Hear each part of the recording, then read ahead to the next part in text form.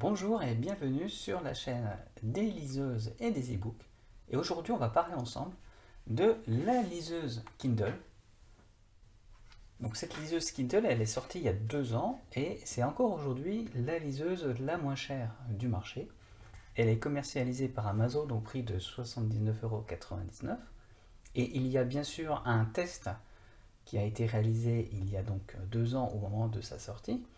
Mais je voulais revenir un peu dessus parce que c'est une liseuse qui est toujours commercialisée. Et on va voir si elle vaut toujours le coup face à la concurrence, et en particulier aux liseuses plus récentes de chez Kobo et Viglio qui jouent dans la même gamme.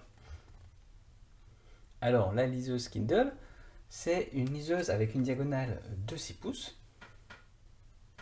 On a 8 Go de stockage, un écran évidemment noir et blanc, mais un écran qui est également éclairé.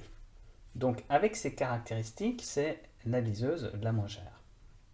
Contre toute attente, c'est aussi une des liseuses les plus rapides à l'utilisation. Donc en gros, à part pour l'ouverture d'un livre, qui peut prendre un peu de temps, tout ce qui est tourner les pages, etc., vous voyez, ça fonctionne très rapidement. Donc ça, c'est vraiment une bonne nouvelle, c'est-à-dire c'est une liseuse qui n'a pas ralenti, malgré quelques mises à jour qu'il y a eu. Au moment de sa commercialisation, c'est une liseuse qui était vendue avec un stockage de 4 Go. Donc moi, c'est cette version que j'ai. Mais aujourd'hui, si vous l'achetez, elle a 8 Go de stockage, qui est tout à fait suffisant pour une liseuse. On peut noter également que c'est une liseuse, lorsque je l'éteins, qui va afficher des publicités. Voici par exemple le type de publicité affiché aujourd'hui par cette liseuse. Donc ce n'est pas des publicités pour n'importe quel type de produit, ce sera toujours des publicités qui sont ciblées en fonction de vos lectures ou en fonction des sorties littéraires du moment. Ça peut être également des publicités pour des accessoires. Des accessoires pour votre liseuse Kindle ou éventuellement pour d'autres produits de la famille Kindle. Si vous voulez vous séparer de ces publicités, il faut payer un petit supplément. Et donc pour moi, cette liseuse Kindle, elle est toujours d'actualité, même si elle a 2 ans. Elle fonctionne bien. C'est une liseuse d'une constitution assez robuste. Alors, il y a des rayures sur l'écran, etc., parce que je m'en suis un peu servi et je l'ai un peu déplacé. Et c'est une liseuse qui m'avait vraiment beaucoup plu à l'époque. Et je pense qu'aujourd'hui, elle est encore tout à fait potable. Donc si vous souhaitez en acquérir une, n'hésitez pas, surtout que c'est une liseuse qui est disponible régulièrement dans des offres promotionnelles Amazon pour un prix inférieur à 60 €. Donc 54, 55, 59 €. Voilà à peu près les prix que vous pourrez voir plusieurs fois dans l'année. Donc il y a des réductions sur ces liseuses environ 4 fois dans l'année. Donc à chaque trimestre, si vous faites attention, vous pourrez la trouver pas chère. Si vous voulez être averti des réductions sur les liseuses, n'hésitez pas à vous abonner à la newsletter du site. Voilà, j'envoie un email dès que je trouve une réduction sur une liseuse. Alors maintenant, on peut s'interroger. C'est une liseuse, voilà, si on enlève les publicités, qui se retrouve à 89 €. Pour 99 €, on a la liseuse Kobo Nia. Et pour à peine plus, on a la Viglio Touch Luxe 5.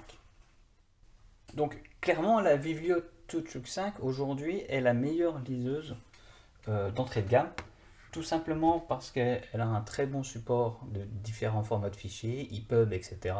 Ça va passer. On a un écran avec une résolution supérieure à la Kindle, et on a un écran qui fait aussi filtre de la lumière bleue, c'est-à-dire qu'il va se teinter en orange lorsque vous lirez la nuit. On a également des boutons qui rendent assez simple l'utilisation, qui évitent d'utiliser l'écran tactile. Et même si c'est une liseuse qui est aujourd'hui plus chère, je considère que c'est la meilleure liseuse d'entrée de gamme. La Kobo a également un meilleur écran. Elle est compatible avec le format EPUB. Donc le texte qui va s'afficher sur par exemple la liseuse Kobo ou la liseuse Viglio sera un peu plus net que celui sur la liseuse Kindle. Mais aujourd'hui, malgré les mises à jour, cette liseuse Kobo qui est sortie il y a à peu près 1 an est toujours plus lente que la liseuse Kindle. Et quand on a les deux machines côte à côte, on voit bien que les pages s'affichent plus rapidement sur la Kindle. C'est pour ça que j'écarte toujours la liseuse Kobonia de toutes mes recommandations pour les liseuses, on va dire, entrée de gamme. Donc voilà, quelque part votre choix va se porter un peu sur la marque. Voilà. Viblio, c'est une marque française avec des fichiers compatibles EPUB. Sur la Kindle, vos fichiers EPUB devront être convertis avec le logiciel Calibre. Par contre, la Kindle va proposer bien sûr une intégration avec tous les services Amazon Prime, dont Prime Reading, qui vous permettent d'emprunter des livres gratuitement. Si vous êtes abonné à Amazon Prime, c'est pas une mauvaise idée de partir sur une liseuse Kindle, d'autant plus qu'elle est pas chère, puisque vous aurez des livres en accès gratuit via une bibliothèque spécialisée. Il y a également l'abonnement Kindle qui coûte environ 9 euros, 10 euros par mois et qui vous permet de télécharger des livres après sans avoir à payer des coûts additionnels. Voilà, donc je vais m'arrêter là pour cette petite vidéo. Donc on voit bien que les liseuses Kindle, même des années après leur sortie, arrivent quand même à tenir la route, en particulier face aux liseuses plus récentes de la concurrence. Donc j'espère que cette petite vidéo vous a plu. N'hésitez pas à vous abonner à la chaîne. Je vous ai parlé de la newsletter, donc abonnez-vous si vous voulez recevoir des réductions sur les liseuses et laissez-moi un petit pouce bleu si vous avez aimé cette vidéo et que vous souhaitez en voir plus du même style. Au revoir et bonne lecture.